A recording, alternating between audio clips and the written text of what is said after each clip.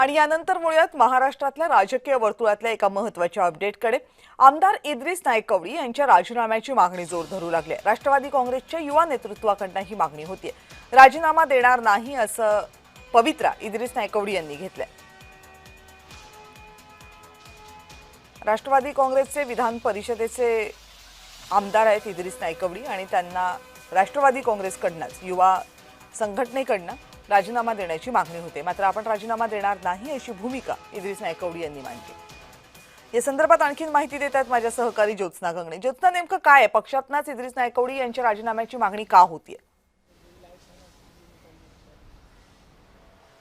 गेल्या काही दिवसांपासून जर आपण बघितलं की पक्षाकडनं जी आक्रमक भूमिका किंवा पक्षांकडनं ज्या काही संघटनात्मक रचनेमध्ये जे काही एक सक्रिय भूमिका लागते त्या भूमिकेमध्ये इद्रिस नायकवडी यांचा सहसा सहभाग जो आहे तो दिसत नाही असं सूत्रांकडनं, राष्ट्रवादीच्याच काही बड्या नेत्यांकडनं ही माहिती मिळते। आणि त्यामुळेच राष्ट्रवादीचे युवा नेते जे आहेत ते खास करून इद्रिस नायकवडी यांच्यावरती नाराज असल्याची माहिती गेल्या काही दिवसांपासून मिळत होती।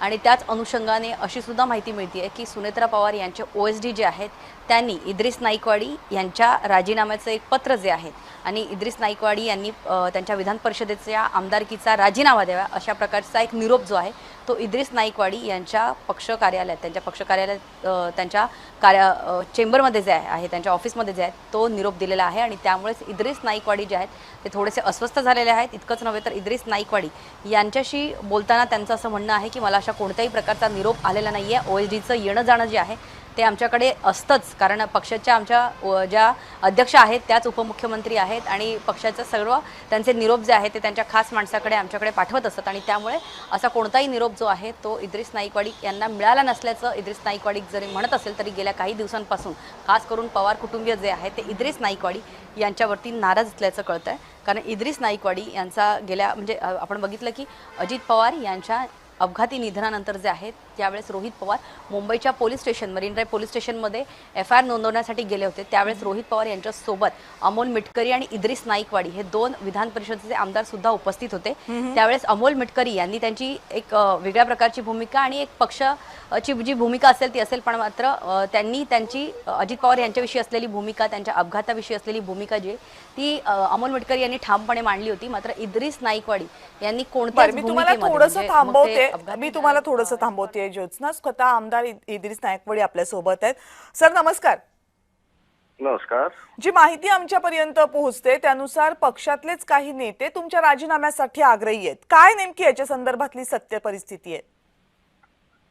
असा कोणताही प्रकार नाही आहे, असा कोणताही निरोप कुणी असं मला बोलले अशातला काहीच भाग नाही आहे। हे बाहेरच्या बाहेर उठवल्या जाणाऱ्या बातम्या आहेत। ओके। आणि वावड्या आहेत, यापेक्षा जास्त महत्व याचं नाहीये काय।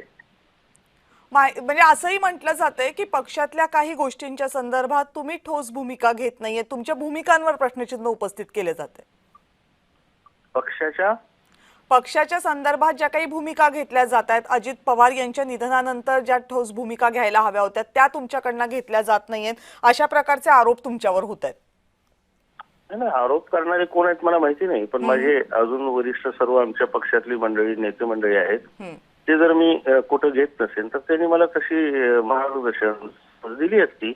पण अशातला काहीच प्रकार नाही। माझं काम अगदी व्यवस्थित नीटनेटकेपणानं चालू आहे पक्षांचं। बरं, आणि पक्षाच्या वरिष्ठ नेतृत्वाशी तुमचं काही बोलणं झालंय? तेही तुमच्यावर नाराज असल्याची अनेक चर्चा आहेत। नाही, ह्यात काही तथ्य नाही आहे। या बातम्यामध्ये मी सांगितलं ना की यात कोणताही जीव नाही आहे। आता कोणाला तरी एक मानसिक समाधान वाटत असेल अशा बातम्या, अशा वावड्या उठवल्यानंतर, अफवा उठवल्यानंतर, तर त्याला आपण काय करू शकतो?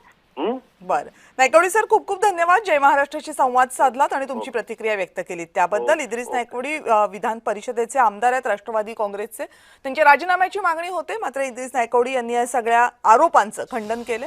माझं काम व्यवस्थित सुरू आहे, पक्ष नेतृत्व माझ्यावर कुठल्याही प्रकारे नाराज नाहीये आणि पक्ष नेतृत्वानं कुठलीही नाराजी माझ्याकडे व्यक्त केलेली नाहीये असं मत त्यांचं आहे।